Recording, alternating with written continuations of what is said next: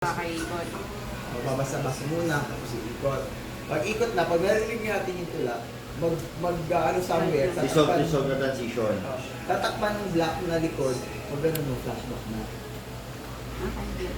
So kailangan lipat na lang natin ang pwesto si Louie. Pwede siya dun sa maluwag. Sa gitna. Wala. Laspag yung bahay. Nakaka-umay. Ending frame. Pwede kang somewhere, kung ano, pwede, di ba po din? Pwede sa poste ng bamboo or something. Music City.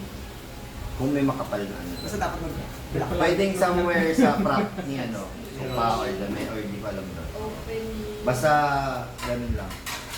See you. So itong montage naman, dalawa lang dapat silang ganyan, no? So one shot lang yan, gumawa. Oo. Black. Mabagal. Saan ba to?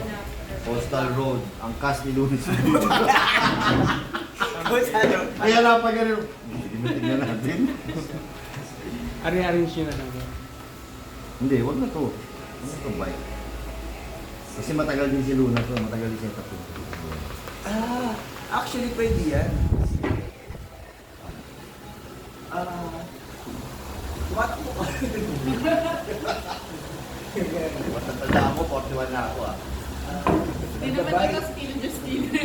Alam mo na, 42 na yun. Di ba may van tayo? Maring. Pero yung mga montage, yung mga take naman yan from the first sequence of this. Hindi direct. May ano pang artist establish nila yun. Ako nag-plan ako ng mga montage. Parang, ano lang, cycle lang. The cycle. Dapat talaga eh. Ay, Muna okay. iiwan. Ay, okay. Wala eh. Hindi sa diba cycle? Can I? Unless papayag siya Can na I go? ano, yun nga, chikahin mo siya. Baka pumayag siya na